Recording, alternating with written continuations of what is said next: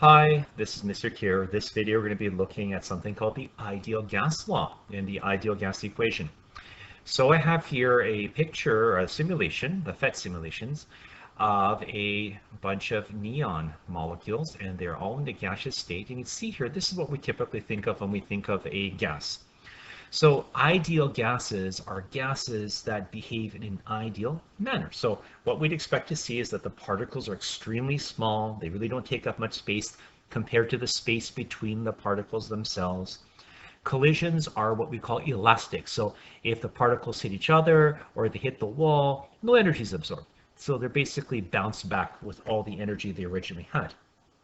We also have assume very low attraction between the particles, so very low intermolecular forces.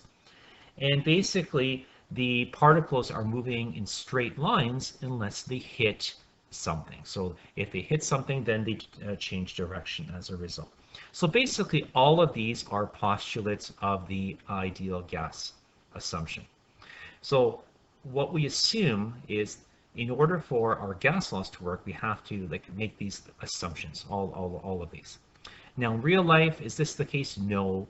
There are going to be attractions between particles.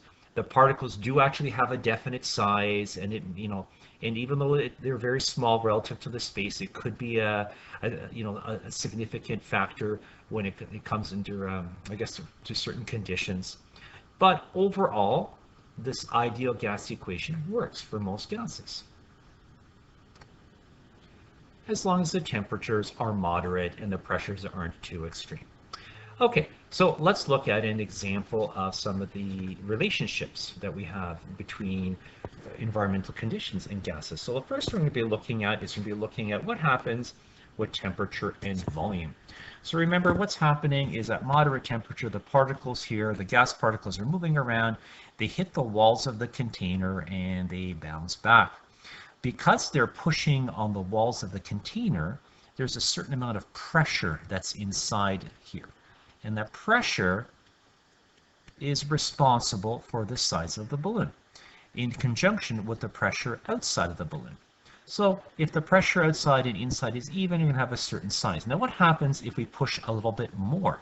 Well, what's going to happen is we're going to have the same pressure on the outside, but now what if we gave the particles inside more energy? We heat them up. They have more EK. So what's going to happen is they're going to hit the sides here with a lot more pressure, and it's going to push on the outside layer of the balloon here, the walls of the balloon, and as a result, the balloon is going to get a little bit larger.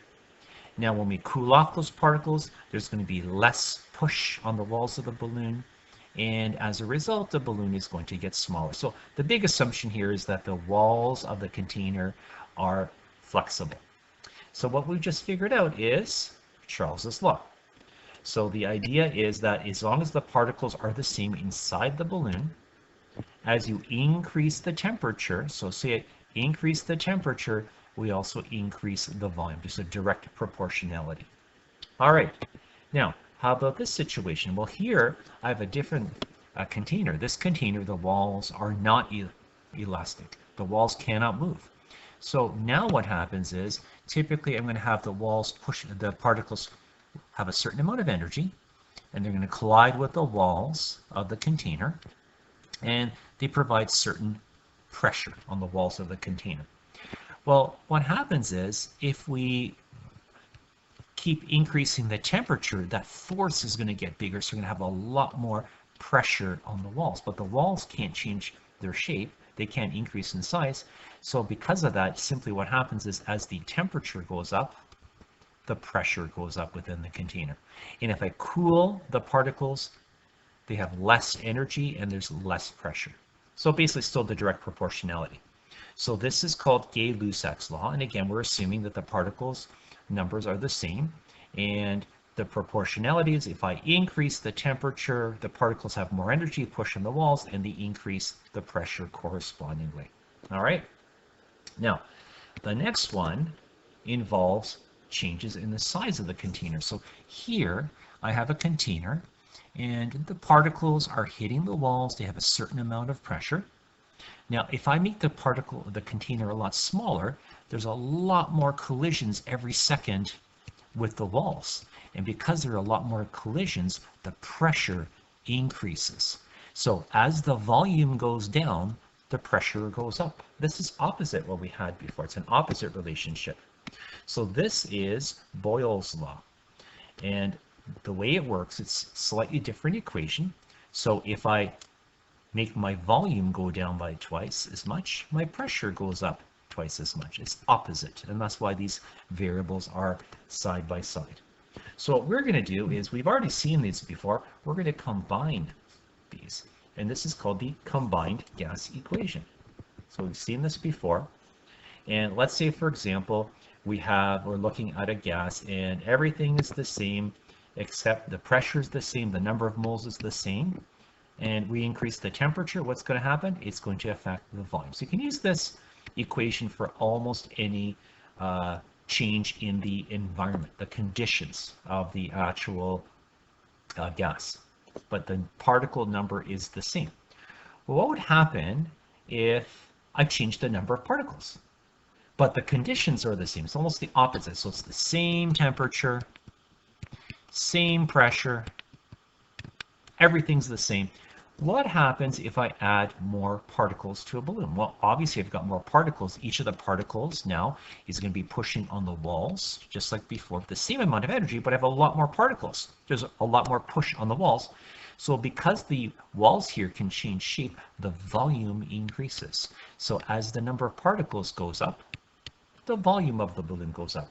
And if I release some of those particles, I open up the balloon here, so there's less particles, so they go down. Well, the volume of the balloon is going to go down. I've got less particles hitting the wall. And again, we've seen this before when we looked at Avogadro's law. So the idea is the volume is proportional of a gas is proportional to the number of moles. And we had this relationship here. So now what we're going to do is we're going to combine all of these laws. Okay, so let me just summarize before we go on. So this is what we have so far. So if the same amount of gas but the conditions change, I use the combined gas equation. Now if the conditions are constant but the particle number changes, then we use Avogadro's law. You can see here they're kind of opposite of each other. Well, what I'm going to do is I'm going to combine these by looking at the relationship between volume in each of these. So remember, volume is directly proportional to temperature. That was Charles's law. And volume is inversely proportional to pressure. That was Boyle's law. We also know that volume depends directly on the number of particles. That's Avogadro's law. So what we can do is we can combine all of these and come up with a proportionality. So we're going to have temperature at the top, pressure at the bottom, and N over here, the number of moles. And we can actually change this around a little bit. So I can move this over here. So the pressure and volume is directly proportional to the number of moles and temperature.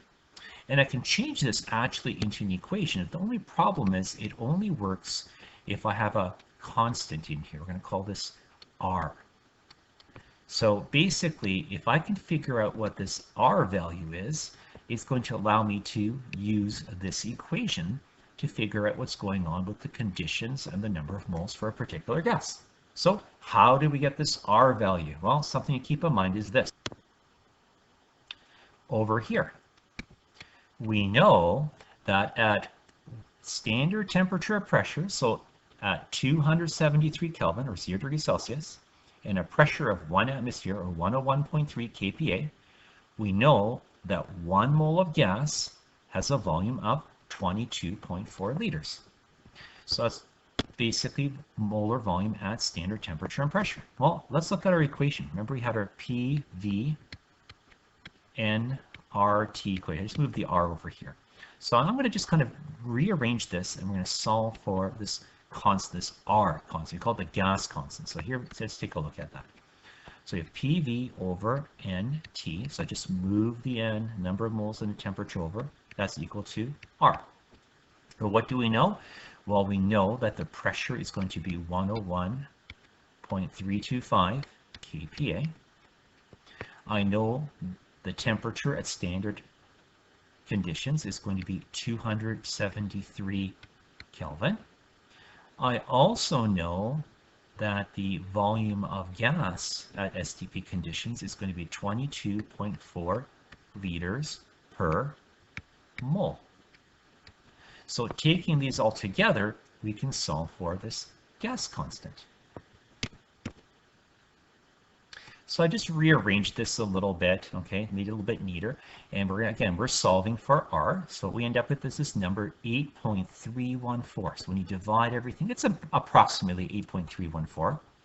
The units don't cancel though. So we're going to have kPa(L) times liter over mole Kelvin. So I thought kPa mole K is how I remember that. And the number is 8.314. So this is the R number. Whenever we use this equation, we have to use 8.314 with these units, kPa over mole K. And this is a nice summary page here. So this is called the ideal gas equation. And you can use this for any ideal gas, at least as long as the conditions are moderate. The temperature isn't too extreme and the pressure isn't too extreme. So again, it's PV equals nRT. And we always have to use this constant 8.314 kPa over mole K. Things to keep in mind, the temperature has to be measured in Kelvin. Pressure, you can't use atmosphere or anything like that, you have to use kPa.